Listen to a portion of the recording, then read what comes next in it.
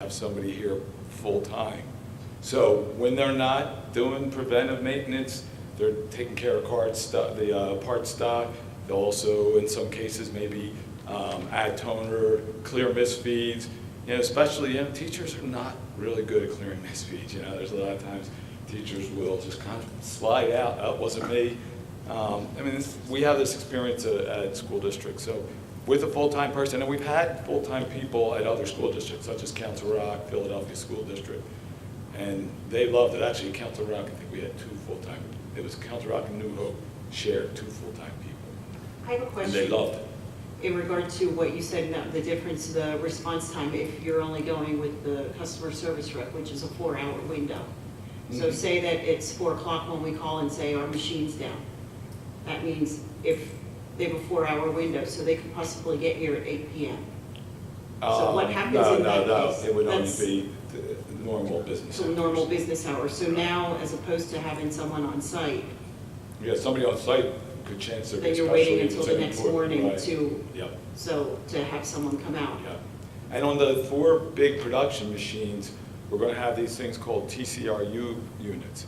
And I think in your previous experience, your current experience is those really heavily used machines are the problem areas. So we're going to have these things called TCRU units, which is basically a lot of the guts of the machine, the things that tend to go, fuser units, rollers, things like that. And the tech will be able to actually go pull the current one out and just slide the new one in. So you're really going to have a great productivity enhancement if you have a full-time tech on board. We'll do a good job no matter what, but obviously having a full-time tech for $500 a month is a pretty good deal. So whichever way you want to go is fine with us. We will support you. I have a couple of questions. I Sure. want to make sure I understand the summary here. The factory trained tech on site looks to me like it's $288K. Mm-hmm. Okay. And that's over 5 years, so over 60 months. Okay. I'm just making Yeah. sure I understand what I'm saying. Yep. Okay. Okay, so that's about $58,000 a year. Mm-hmm. Okay. Second technical questions, I'll switch. Right. So just so you know, as a follow-up though, that tech, then the service and supplies becomes a lot less because you're only paying for parts and supplies. So the click charge is much lower with the full-time tech. Without the full-time tech, that labor component is built in to the click charge. So the click charge is much higher on option 2 than it is on option 1. Okay. So that's how they kind of. Okay, understand, it's offsetting. Yeah, exactly. Okay. Second question, are all these machines network capable? Yes, they're all going to be networked. Okay. And are you able to email across the network? Yes. Okay. And there's also software built in that will manage your prints. Okay. So people will have to log in. Okay. And the great thing about that is it gives you a follow you printing capability. So when you walk over to a copier and there's 5 other teachers in line, they will be able to go to another copier. Or even if it's in need of service, they will be able to go in and print, put in their code and go to another copier and pull that job. And I presume we have administrative capabilities? Yes. Okay.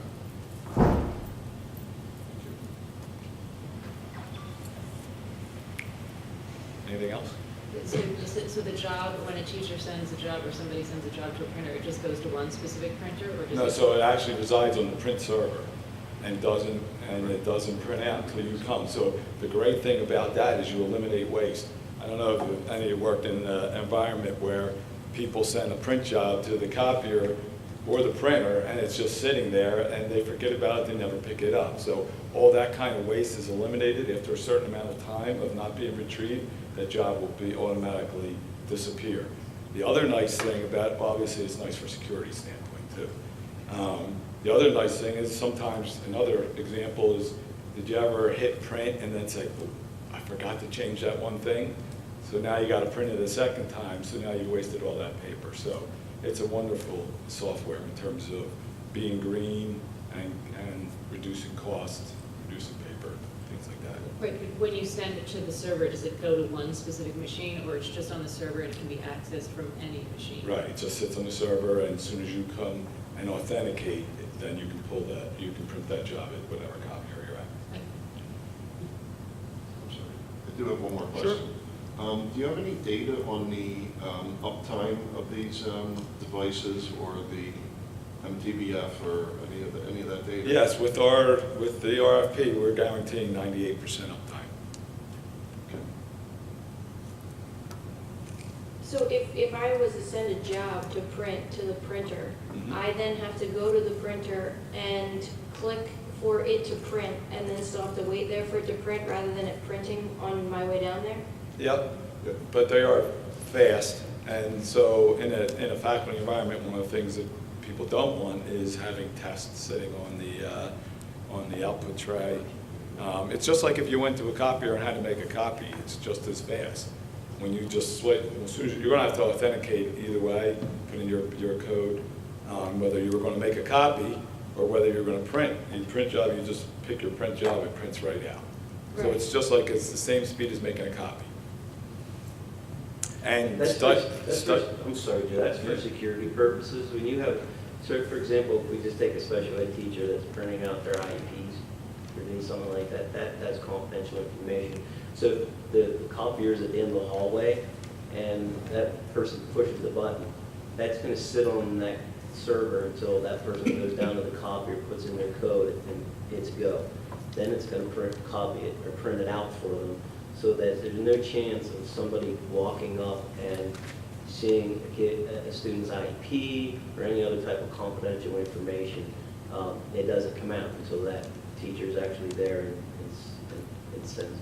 So isn't there a way to be able to do it both ways? So if you want it to stay on the network because of confidentiality reasons, that you can, but if you don't want to have to go there, push and then come back or wait, that you could do, isn't there a way of setting it up so that you could do both options? no, because, so in most school districts, I'll go to another point in a minute, but in most school districts, they want teachers to at least put in, to, again, reduce waste, at least put in their, what's that? They can turn off the mic. Most school districts want their teachers to at least put in a code when they go to the copier to make a copy. So even if they were just printing directly to it, they would still have to put in their code to select a print job. The other thing that you have to understand is Pennridge, this is just a continuation of something you already have in place at Pennridge.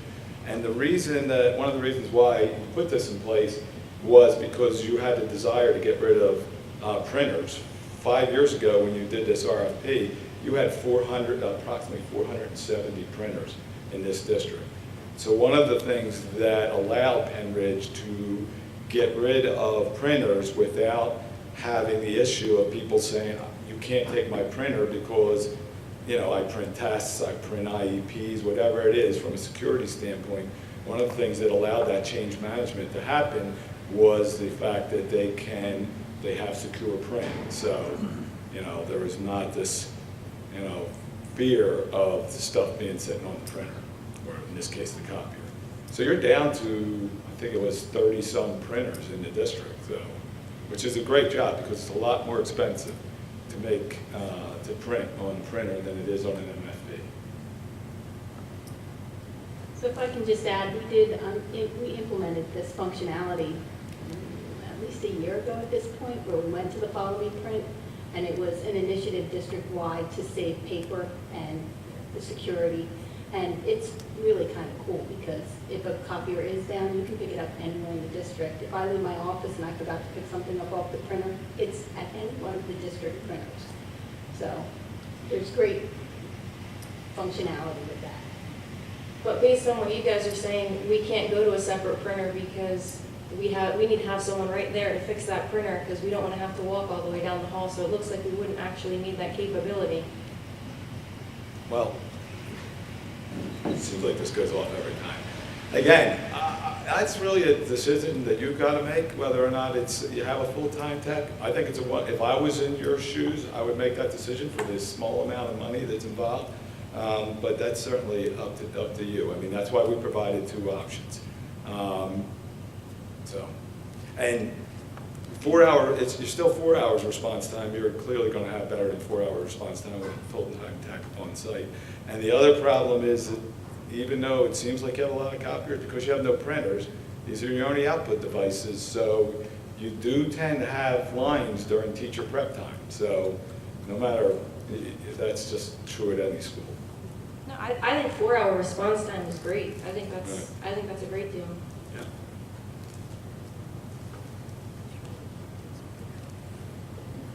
Mr. Daubert, where to from here? Well, what we have planned is a meeting on The third. the 3rd Thursday. with Joe and his team, along with Diane and I and Pro Buyers. And we are going to develop the contract document based on the RFP, Rico's response to the RFP, and we will make sure that we have everything, tidied up into the contract document, and then we'll bring that contract document for board approval on March 21st. And then after that, we will start the process and the planning process with Joe and his team to have the new machines installed this summer, and the old machines will be removed. So do you need a decision on this option 1 or option 2 tonight? Because that really was my question. Yeah, I would, if I had guidance on which option to put in the contract, that would be a big help. So the board has to, I know Mrs. Dana Scarlett has expressed her view very clearly. How about the rest of us? I'm in favor of option 1 with the full-time tech. I think for the number of people who are using the copy machine, and for the time that people, for $500 a month, for people who are paid to do other jobs, to be spending their time trying to fix the copy machine while they're waiting or clearing misfeeds and all of that. And I really do think, I agree with Mr. Daubert that people rely on the machine, and there are people waiting, and it's a big need. And I think for the being most productive, I think that's the best way to go. Mrs. Comm? I would agree with having the tech here, here in the district, but with the understanding that I would really expect them to be with a set schedule of preventative maintenance. Absolutely. Mrs. Schmidt? I will support option 1, again, similar reasons. Mrs. Miller? Absolutely, option 1. I absolutely support option 1. I've seen when the computers, or the copiers go down and the whole building just almost collapses. Mr. Kraus? I could support option 1. Okay. So it looks like we have a majority of people. I will also support option 1, just so there's no ambiguity. So that's your marching orders, Mr. Kraus. Thank you, sir. Can I ask one other question? Sure. The 14, that option it says is 14,000 more than what we're currently doing. Does that mean that we had an estimate for, does that mean that if we continued on what we are doing, we'd still be getting new machines and it would be 14,000 less, or am I missing something? No, that's the cost of the program that we entered into 5 years ago. So 5 years later, we're getting brand new machines for a total cost of $14,740 more over the next 5 years than we paid on the last 5 years. Okay. And that did not include a tech previously. No, correct. You're It correct. was the customer service Correct. 4-hour window, or whatever their window may have been. Okay, thank you. Okay. Poor customer service in the current contract. Poor, Yes. yeah. Okay, we'll look forward to seeing that on the 21st. Thank you. Thank you. Thank you. Assistance. Moving on to item 5, which is a repository sale. Mr. Gallagher. Okay.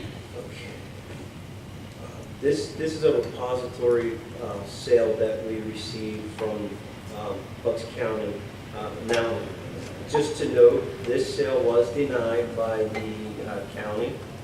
We checked, but the county asked us to vote anyways, so that they had on record what the board chose to do. It is a sale from the repository for a bid of $201, and like I said, that was rejected, but they've asked you to vote anyways, so that they have your response on record. For these repository sales, how this works is all three entities, meaning the county government, the school district, and the local government, have to approve these in order for them to go through. If one of the organizations disapproves of it, it doesn't happen. So Bucks County is asking their wishes that we go ahead and vote anyway, so that they have it on record, even though it is already voted down by them. And in the past, we have indeed turned these down when the bids are this low, because they're nowhere near what the taxes are. And this is a rather surprising one to me, because it dates all the way back to 2005 or 6, so it's not sure why it has languished all this time. But certainly, I'm not in favor of approving this. I mean, not that it makes any difference per se, since one of the entities has already turned it down. But that's my opinion. The grand totals, and this is in your documentation, is over $22,000 back taxes on this project. But that's county, school, Correct. municipality. Correct, all three added together. Mr. Gilbert, do you have any idea where this property is? I did a tax map search today, and it doesn't appear to exist. So I'm kind of curious what this property is. I do not know that, but I can try to find out for you in the meantime. Just kind of curious. Thank you. Sure. Didn't we discuss these last year, Dr. Yarrow? Is this a different one? Different. Different one? It is indeed a different one. Okay. But yes, we discuss these from time to time when they come But it up. was in that ballpark as well for money, correct? For Yes, the offering. often the bids are very low. Low. The hope is that, well, the reality is that if they do sell it, the property, it actually goes back on the tax rolls then. But as I understand it, it goes back on at the price that it was purchased for, which is much lower than the current value that it's at. So, good news is it finally goes back onto the tax rolls, and perhaps you can start to collect some taxes on the property. Bad news is usually it's much lower than its current value. But right now, we're not collecting anything on it because it's been in arrears for so long. So it has its good points and its bad. Well, I can't imagine how much property you might be able to buy for $201. It can't be very much No. at a fair market value. Understood, sir. Understood. So are we willing to officially turn this down? Okay, that will go on the agenda as well.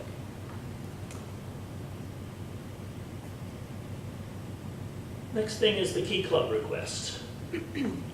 Okay, we have a request from the Key Club, and why this request is coming to you is that under the student activity guidebook or guidelines,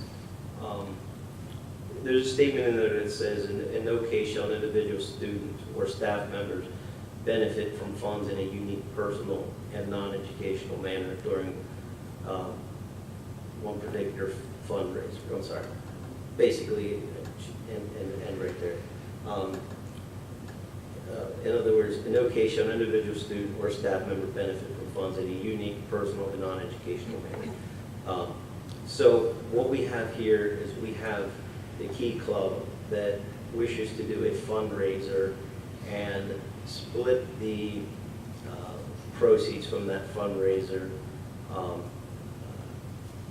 and I'm going to try to be very careful here. You have the information, but basically between the society there listed and a particular student who is ill. And the information is there for you. So I don't want to, violate any privacy for the student or anything like that. So I'll let it at that. But they're asking your permission to waive those guidelines in this case so that they can share those proceeds with their fellow students. Does the administration, I presume particularly the high school administration, have a recommendation? Are they recommending that we do this? Yes, they submitted the fundraising request, and Ms. Ivana did sign that request and support it. Is this, in some of the schools we have, when I was on PTO, we gave money to the counselor, and then that was used for, holiday gifts, or for people that were in need, or to rent instruments, and so that benefited, well, I guess that's educational, to rent an instrument, but the other things could be considered non-educational. I was wondering if is this different from those things that they do?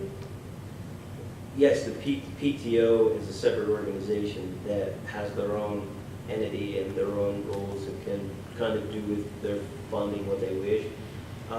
These dollars, once they're raised, will go into Key Club's student activity account. And student activity accounts have a guide, student activity guide, which has been basically approved by the board, and the student activity clubs have to follow those guidelines, and they do. And that's why we're getting this request to you, because normally something like this wouldn't happen. Funds wouldn't go to an individual. It has to be, the student activity dollars are the students' dollars. We hold them as a fiduciary, and the kids vote on what they do with those funds. So the Key Club members have voted, and this is what they want to do with these dollars. However, they do get to vote, but there are some rules. And this is one of those particular rules that we're talking about here. So that's kind of the difference between PTO and the student activity. And I just wanted to add that in addition to this letter, what you see, students, they also vote to distribute 50% whatever they will fundraise to the specific student. Therefore, it's both advisors and students vote for this. We only need both permission to do this. Thank you, Millie. I just want to comment, as Dr. Price said, that, the administration principals, Ms. DeBona is supporting this. I personally support it. Since they've made a conscientious effort here to split between the Leukemia Society and a student, and I commend our students for doing this. So I will support it. I think it's a great thing that they're trying to do. I think it's really positive, and I support this. I do have a question. This doesn't set a precedent, though. If something was to come, if there was another situation where they wanted to give money to a specific student, would each occasion still need to be approved by the board in the future? Yes, because we have our guide and we need to follow our guide. It's not like a regular case. This is why we need approval board every time. But again, we implemented this policy 3 years ago, and this is the first time when we ask board permission. And we also ran this by, since this was the first time we ran this by Solicitor Cox, and his recommendation was to do this, bring it to the board, ask for special permission. The kids still do their voting as the Key Club members, have the principal's recommendation also, and ask the board for permission in this one case. And yes, each case would be a case-by-case. I'm definitely in favor of doing this, even though I'm always leery of exceptions. But this seems like a positive exception for someone. So, anyone else want to comment, or are we prepared to allow this to go forward? Right, I was curious if this one has went through the solicitor, so yes, I totally support it, thank you. Okay, so that too will be on the agenda, I presume, on the 21st. Sure, yes. So the last item in the Finance Committee is the review of the advertising of bids and RFPs for the coming year. Well, we just have the list there for you, and that we will start working on. So, Sure, Mike, go on. Oops, I'm sorry. We have the list here for you for the 16-17 advertising for bids and RFPs. Student planners, music instruments and equipment, art supplies, tech eds, equipment and supplies, transportation supplies and equipment, transportation services, and printing and binding services. As I understand from the past, these are the normal items each year. So we get your approval, and then we start our process for the next fiscal year. Okay. Anyone have any questions or comments on that? This is, as Mr. Calvert said, something that goes on each and every year. If not, okay. Yes, I did ask for that. If you would, I've asked Mr. Calvert to comment on the infamous state budget or lack thereof. Okay. In the last week or two, we've had the, I guess, luxury of receiving some information from PASBO, Pennsylvania Association of School Business Officials, regarding the current, as they call it, train wreck in Harrisburg. Where we're at with 15-16 is basically we are at a stalemate at which no one and that I've talked to believes anything will happen in Harrisburg until after the April 26th primary election. That being said, here's where we're at.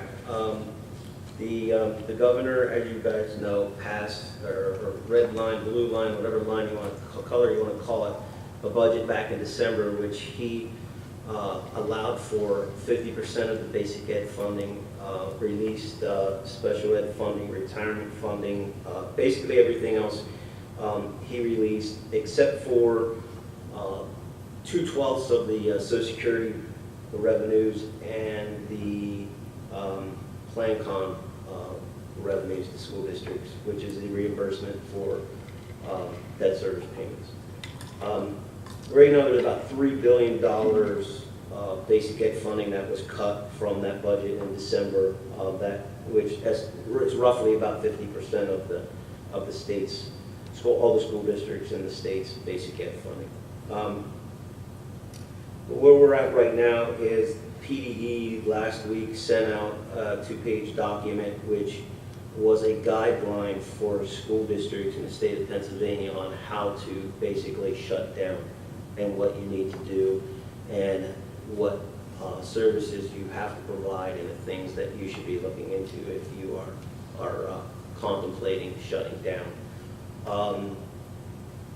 I honestly never thought I would see that the day where I would see something like that come from PDE, basically explaining to us how to shut our districts down in the process of sending their kids to other districts and so forth. That particular document caused a lot of stir from the Republican side of the caucus, for sure. But long story short, there really is nothing happening. The governor wants an increase in BEF for 15-16. When I say BEF, basic ed funding, which is about $377 million. The problem is there's really no revenue to do that with unless there's a tax increase put on. And his $377 proposal has a PIT, or personal income tax, which would be retroactive to the beginning of the calendar year. Chances of that happening, we're told, is likely 0 to none. So I'm not sure when anyone's going to blink. in Harrisburg, but there's a lot of districts in the state that are starting to really hurt again. They got about half their basic ed funding.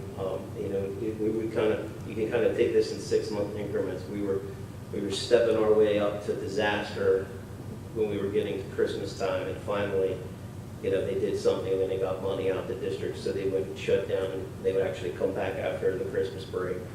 And as we continue through this process over the next few months, we're going to get to that point again, especially in the poorer districts that have used all their tax revenue up, and they rely very heavily on basic ed funding.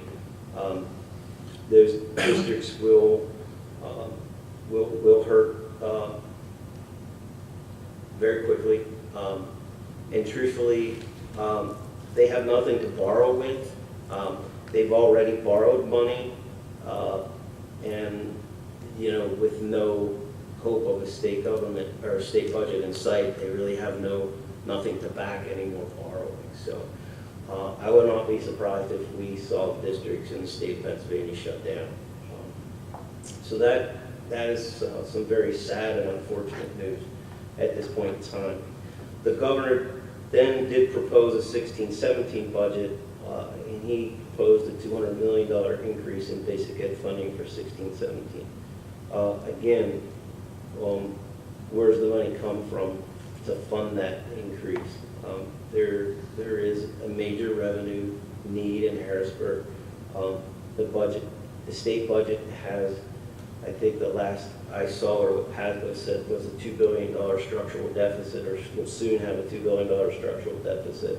So there just doesn't seem to be any agreement on an increase in revenue, a PIT increase. And revenue increasing votes don't come easily from the legislature. It's a very, very tough thing to get at the state level. So that is basically where we're at. We have a lot of really nice spreadsheets from PDE, from PASBO that says how much money we're going to get and every other district is going to get for both 15-16 and 16-17, but really I can't trust it. I don't know what to trust, until actually something's put into law. It's very hard to trust those things. We went through December, we went through 3 or 4 different ideations of, okay, this is what you're going to get, and we have a deal, and then the deal went away, and this is what we're going to get, this we're going to do this, and the deal went away. And it was like, and finally, they finally did pass half a budget, I guess. So there's a lot of fighting in Harrisburg right now, and really, for the 15-16 budget, I really don't think we're going to see anything until May, June, if we see it then. And from every indication, they're talking about the 16-17 budget. We could be right back here again next February, end of February, beginning of March, having the same discussion, that they really don't see any hope in that one either. So that's the bad news. And unfortunately, I don't have any good news on that. Thank you. I would mention one thing in closing this meeting before the public comment, and that is, for any of you who have not gone to the vocational technical school, the open house is this week. It is Thursday night at 6.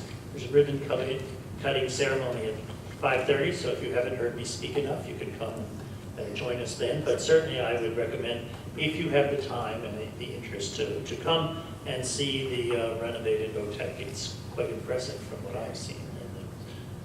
So we would certainly welcome you. Don't wait too late, because parking is, as always, a bit limited.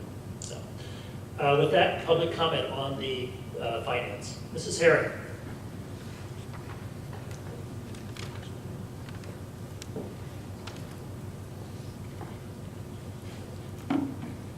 Good evening, Diane Herring, Health Allentown Township. In relationship to the Key Club and SAC, I do applaud the fact that everyone went to above and beyond to follow the rules according to what there are. You may, however, in addition to Mr. Cox, want to contact PDE, as I do recall that PDE has some very strict guidelines about the funding going directly to a student in their state guidelines for GAAP. So I don't know if that also has to be noticed to PDE, just as a side note, not that somebody comes back on that. Secondly, in reference to what Mr. Dalbert talked about, I totally agree, unfortunately though, that not enough people generally understand what the impact is. You can open the newspaper, and Allentown School District just this week had to borrow another $20 million. I do, however, think though that as you get information, such as Mr. Dowell referred to the letter from PDE last week, I do think the board should choose to actively opt to communicate that to the public. I mean, that is a letter that I think that the residents should see and know, because it does set a tone and a precedent. And unfortunately, I don't think that anything is going to change in Harrisburg one way or another till enough voices speak up. But if people don't see and hear that information and they don't realize the severity of it, because it's like not in my backyard mentality, okay? If you're not telling them that Pennridge, as much as everybody else in the state is getting that same letter, that's the net effect. Then you have communities that don't speak up, okay? So we have a great website, and I think that's something I would ask that the board would share, because I do think it's relative to the big picture around here of, you know, you can't really plan a budget when you have no money. And I don't envy your position this coming year, I really don't, because you have nowhere to go with it. Thank you. Anyone else? Mrs. Hurdle.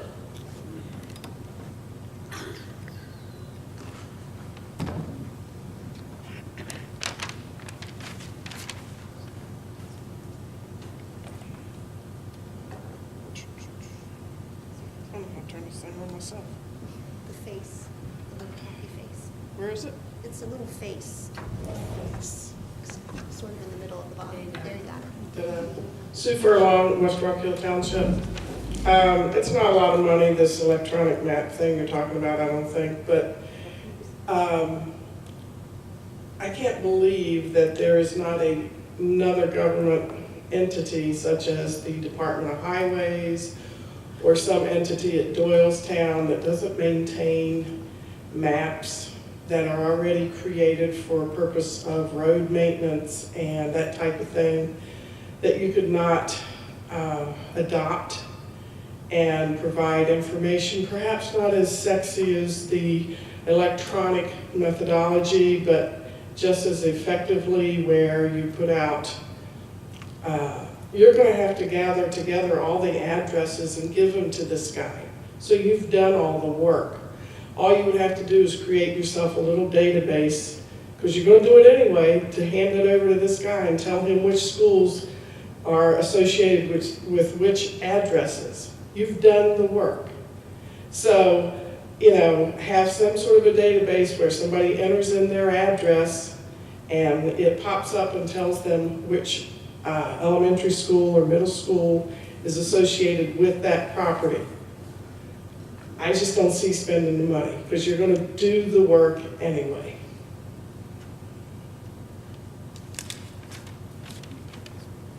Thank you. Any other comments?